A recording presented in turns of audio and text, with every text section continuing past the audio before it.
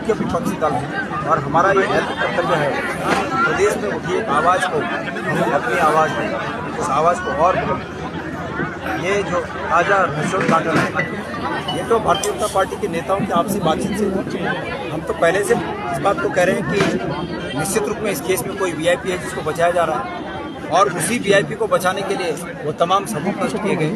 सरकार बड़ी बेशर्मी से ये बात कह रही है कि सबूत लाओ।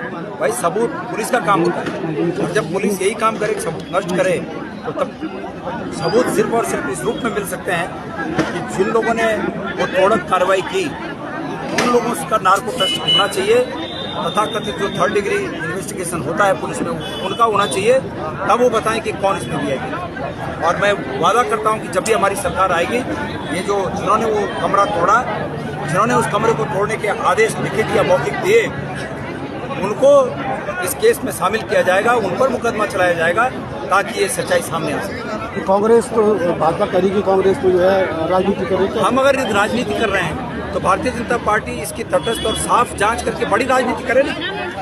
हम तो उनको मौका दे रहे हैं कि राजनीति करें, वो लोग बड़ी राजनीति करें, जांच करें और जांच करने के बाद बताएंगे। देखो हमारे में हिम्मत थी कि हमने जांच कर दी, लेकिन ये जिनके अपने घर कांच के बने हों वो दूसरे की दीवारों पर पत्थर डालें, मतलब कांग्रेस को ये लोग अगर कटघरे में फजूल में खड़ा करें तो बैक फायर करेगा। आज तक जितनी बातें इन्होंने कही हैं इस मामले में और इससे अन्य भी मामलों में सभी बातें इनको बैक फायर की हैं। इनको ये ध्यान रखना चाहिए। उर्मिला का एक ही काम रह गया, कांग्रेस के नेताओं का चरित्र हरण करो। हरीश रावत जी के बारे में जिन्होंने अभी झूठ फैलाया, हरीश रावत जी एक दिन धरने पर क्या नहीं बैठे, इन्होंने अपने पेज से उन तमाम कंटेंट्स को डिलीट किया और अब मेरे ऊपर लग गए। मेरे को कोई टोपी पहना रहा है, मेरे को कोई उसका क्या बोलते हैं उसको आतंकवादी बता रहा है, कोई मुझे देशद्रोही बता रहा है, कोई मुझे कुछ अरे भाई शर्म करें, जो जिस बात के लिए जनता ने इन्हें चुना है वो काम करें, ये थोड़ी चलेगा। मैंने कहा है कि मेरी छवि को नकली फेसबुक के पेज बनाकर और उस पर कुछ भी गलत कंटेंट लिखकर मेरी छवि कोई नहीं बिगाड़ सकता। गणेश गोदियाल उत्तराखंड के गधेरों का निर्मल जल है और ये कितना भी दूषित करने का काम करे ये दूषित नहीं हो सकता। मैं चुनौती देता हूँ कि वो जो मेरा बिगाड़ना है बिगाड़ लें। 50 जांचें उन्होंने मेरी कर लें, 1000 जांचें कर लें, लेकिन हम सच्चाई के लिए लड़ते रहेंगे। और उत्तराखंड के आम लोगों का वो मेरा आह्वान है कि दलगत भावना से ऊपर उठकर, जाति धर्म की भावना से उठकर, समाज के बंधनों से ऊपर उठकर इस प्रदेश के हित में सब एक हों। और इस प्रकार से मैंने जितने नाम गिनाए व्यभिचार में जो इनके नेता फंसे हैं, ये हर नेता को बचाने का काम कर रहे हैं। भ्रष्टाचार में जो इनके नेता फंसे हैं, हर नेता को बचाने का काम कर रहे हैं। ये परिपाटी बंद होनी चाहिए। इसलिए मैं आम जनता का आह्वान कर रहा हूँ कि इन सब बंधनों को तोड़कर एक होकर सरकार को मजबूर करें कि सरकार वो काम करे जिसके लिए सरकार चुनी जाए। जो बात करें उर्मिला सवार को जान को बताया जा रहा है कि वीडियो ऑडियो भी तमाम, अगर उनको जान का खतरा है तो क्या उत्तराखंड की वो नहीं है बेटी? एक उत्तराखंड की बेटी कह रही है मुझे जान का खतरा है। सरकार को उसकी सुरक्षा की समुचित व्यवस्था करनी चाहिए।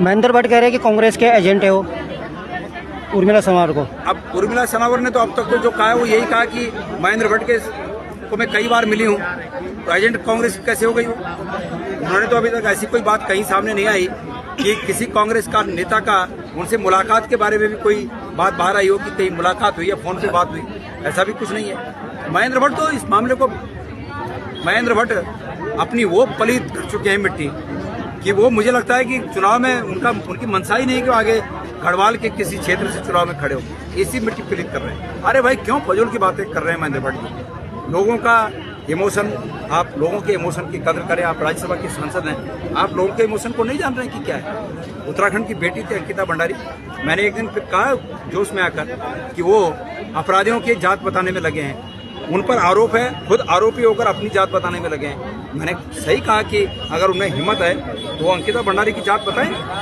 क्या है ये सब बातें होनी चाहिए। वो सत्ता पक्ष में है, एक सत्ताधारी पक्ष के अध्यक्ष हैं, उनको किस स्तर की बात करनी चाहिए ये मैं उम्मीद करता हूँ कि भारतीय जनता पार्टी का केंद्रीय नेतृत्व उन्हें समझा है। गोदियाल जी सूर्य का कहना है कि अगर ठोस सबूत हुए तो जांच होगी, क्या कहेंगे? भाई ठोस सबूत है ना मेरे सामने।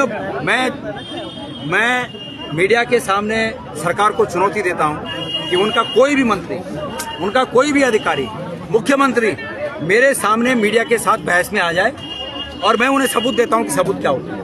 मैं देता हूं सबूत। अब जो चीजें हम कह रहे हैं उनकी पुलिस मान ही नहीं रही है। मैं ये कह रहा हूँ कि जिसने सबूत नष्ट किया वो अपने आप में सबूत है, उसकी जांच हो तो पूरे सबूत आ जाएंगे। उसकी जांच करने को तैयार नहीं है। आए ना बहस में, मीडिया के सामने आए, मीडिया ट्रायल हो जाए, चाहे मुख्यमंत्री आए, उनका कोई मंत्री आए, उनका कोई अधिकारी आए, और एक नहीं 4 आए एक साथ, तो हम उनसे बात करेंगे, फिर जनता समझेगी कि सच्चाई क्या है। पत्रकारों पे तक मुकदमा दर्ज किया है। अभी एक जगह श्रीनगर में एक बहन पत्रकार पे तभी तो लोग नारे लगा रहे हैं कि तानाशाही की सरकार नहीं चलेगी, नहीं चलेगी। पत्रकारों पर भी मुकदमे दर्ज किए जा रहे हैं। जो कल भी आपने देखा होगा प्रेस कॉन्फ्रेंस में जो पत्रकार प्रश्न कर रहे थे, काउंटर क्वेश्चन कर रहे थे, उनको किस प्रकार से जोर की भाषा में समझाने की कोशिश की जा रही थी। इसलिए ये स्वीकार्य नहीं है।